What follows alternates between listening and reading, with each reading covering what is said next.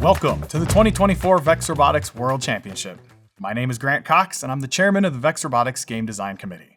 I'm here with Tyler McCrary, the VEX World Championship Master of Ceremonies. Hi, everyone. Grant and I are here in Dallas, and we can't wait for you to join us in just a few short days. We want to make sure that you are prepared to get the most out of your VEX Worlds experience. First, we'll cover some general information you'll need to know. We're going to talk about team check-in, robot inspection, the robot skills challenge, and the agenda. The first thing I want to make sure everyone knows about is the VEX Worlds website at vexworlds.com. The site includes everything you need to know to navigate VEX Worlds, including the VEX Worlds agenda, division assignments, and match schedules. Teams should also install the VEX Via app so they can check match results and rankings as they're happening. Of course, while you're at the VEX Worlds website, check out the agenda for all of the ceremonies that are going to be happening in the Dome. The opening ceremonies always have amazing lights and music, and of course, the Parade of Nations. The closing ceremonies are where we'll play the overall finals, give away the top awards, and unveil next season's game. No one ever wants to miss that. Also be sure to swing by the pits to check out all of the team's decorations. This year, each team's pit will be 8 foot by 8 foot, and due to Fire Marshal code, neither floating balloons or fog machines are allowed. Nothing can extend outside of your pit area, and for safety reasons, the pipe and drape cannot be removed. Search pit areas at vexworlds.com for more information. The pit signs are yours to keep after the event, though, and they'll look great in your practice area back home. Just like last year, the first steps of team check-in will happen online. In the weeks leading up to the in-person event, a check-in button should appear on the coach's dashboard on robotevents.com. You'll start your check-in process there. Then, once you're in Dallas, your coach should visit the check-in desk in Hall B at the K. Bailey Hutchinson Convention Center between 12 p.m. and 6 p.m. on the day before your event starts. That's where they'll get the registration materials for your team. That means VRC High School should do an in-person check-in on April 24th. VRC Middle School, JROTC, and VEX-U should check in person on April 27th, and all VEX IQ teams should do in-person check-in on April 30th. All teams must be fully checked in by 11 a.m. on the first day of their event. You'll be able to bring your robot and other materials in after 8 a.m. on the first day of your competition, when the venue opens, but you won't be able to access your pit when you check in the day before.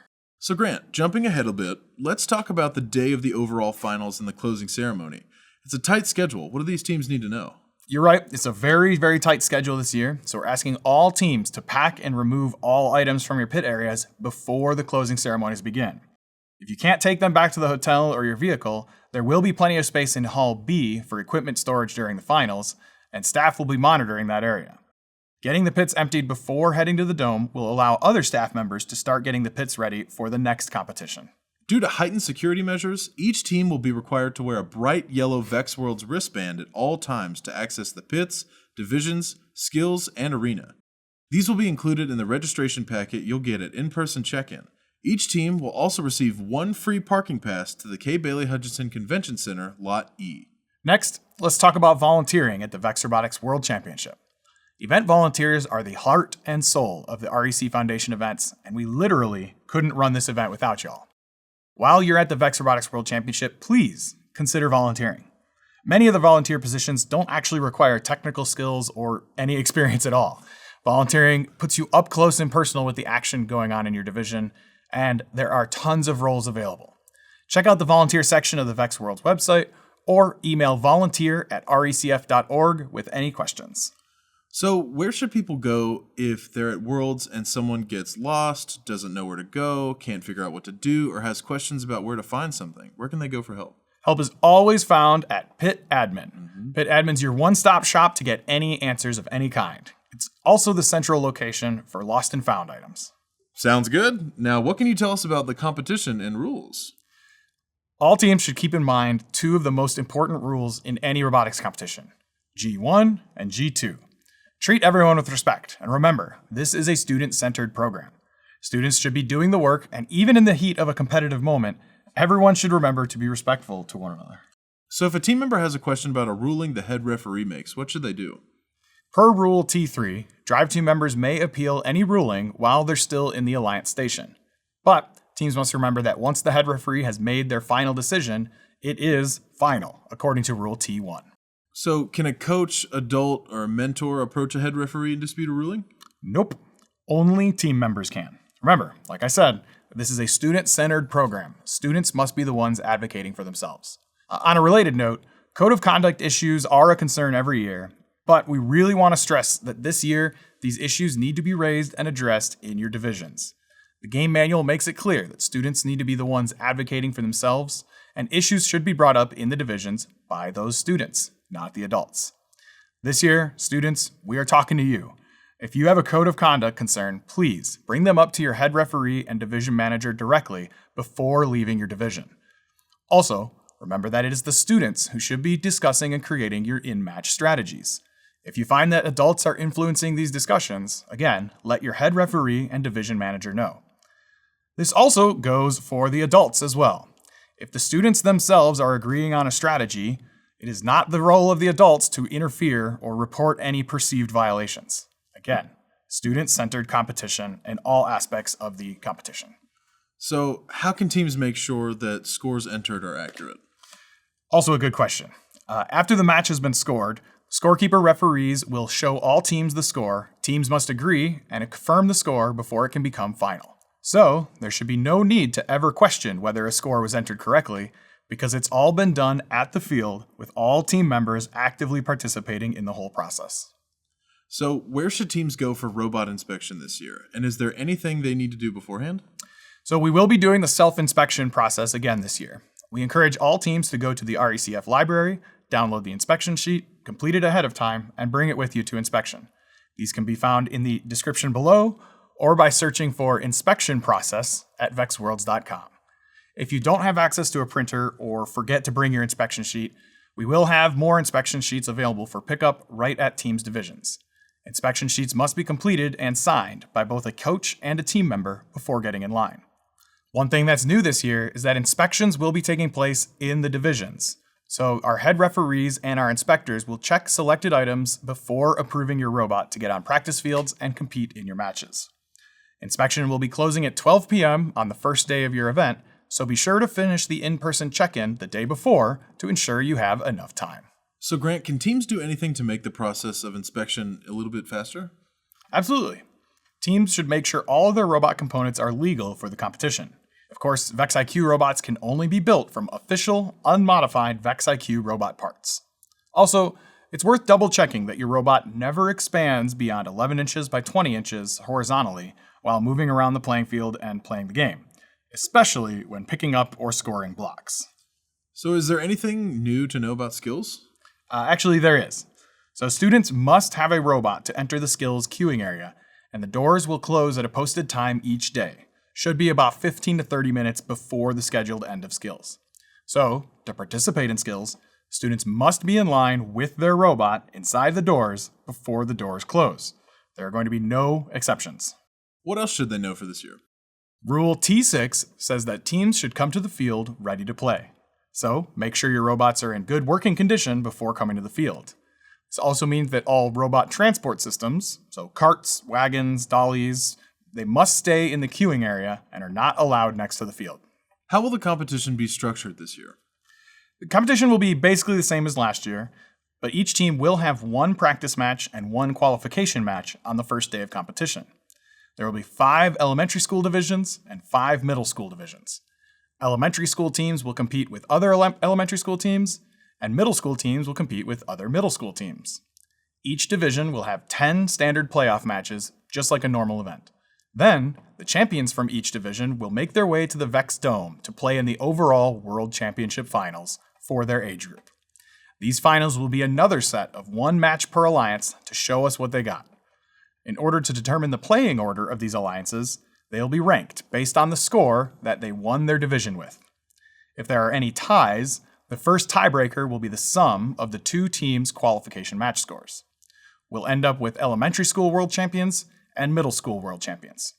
If any of this is unclear, it's all contained in that April 2nd game manual update.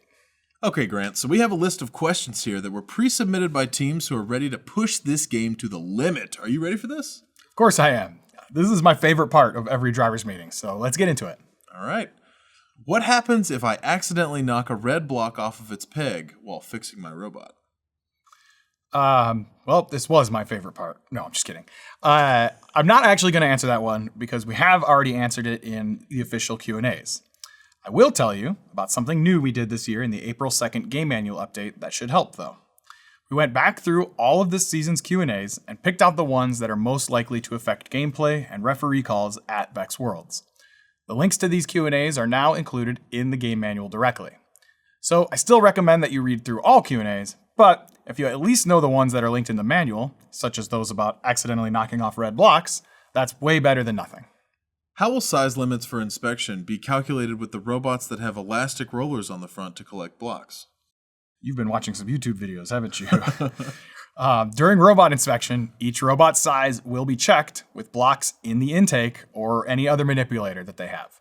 Teams will be asked during inspection to revise their robots if their robot becomes too large when interacting with blocks. What happens if a team has only one driver? So per Rule G11, if a team has one driver, they can drive for the first 35 seconds, but will have to put their controller down for the remainder of the match. Rule G4, clauses B and C, describe some ways that a team can add a driver to the team if only one of their drivers are able to attend Vex Worlds. If you have any questions, make sure you reach out to your team engagement manager as soon as possible, and they'll be able to help you out. So, what happens if my robot breaks during a match? Can I fix it? Yep.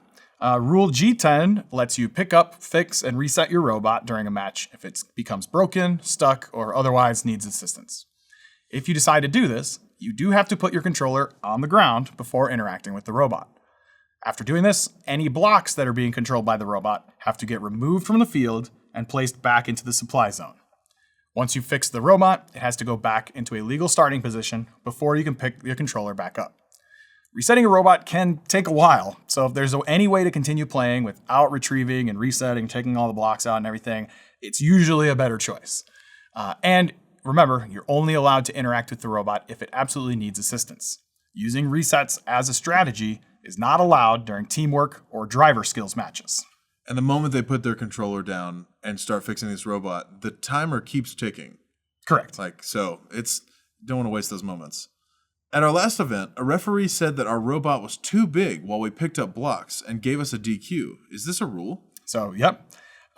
Rule SG2 says that a robot cannot expand horizontally beyond the 11-inch by 20-inch starting dimension, and there are no exceptions to this rule. The first time it happens without affecting your score, it'll just be a minor violation, which is a warning. The second time it happens, it will become a major violation and a disqualification for the match. As I mentioned earlier, inspectors at Worlds will be trying to help teams check for this during inspection, but other than inspection, it is still the team's responsibility to know and follow the rules of the game. How will head referees check the size of robots during a match to make sure they never get too large? If a head referee believes that a robot might have expanded beyond the SG2 horizontal size limit, they may have the team move their robot through the range of actions that they saw during the match in order to check its size under controlled circumstances. A robot that is found to have exceeded this size limit will, at a minimum, receive a minor SG2 violation. As I said earlier, score affecting or repeated violations will receive a disqualification. Do we have to start our driver switch between 35 seconds and 25 seconds or finish it? Both? The rule says that the controller has to be handed off during that 10-second period between 35 seconds and 25 seconds on the match clock. What this really means is that that's the only part of the match in which both drivers are allowed to be touching the controller, including simultaneously. So, both. Who should we tell if our alliance partner tells us to stay out of their way and not touch blocks during a match? So, if you're playing with a team who has asked you to do anything that you really don't want to do, this could include sitting in a corner or adding something onto your robot that isn't yours, you should tell your head referee or division manager before leaving the division. I really hope that all teams can find ways to include both robots in their match strategies, and hopefully this won't even be an issue. Because the matches are streamed, will referees be allowed to look at official footage to help with rule calls? No. Referees are never allowed to review photos or videos of matches when determining scores or rulings. This includes Vex Worlds. If the buzzer rings and a block is dropped out of the field when it's ringing, would it be considered in the supply zone? So this one is answered by Rule SC1 combined with SG3 Part D. Because scoring statuses aren't evaluated until everything comes to rest, the block that is dropped out of the field during the buzzer time is still considered in the supply zone for scoring. Last year, the skills lines at Worlds were long. Can we leave a teammate or a coach to hold our place in line while we play a match? Nope. If your robot leaves the skills line, then you are giving up your spot in the line. If our team wins our division and makes it to Vex Dome Finals, do we have to walk back and forth to our pit on the other side of the building? Also, no.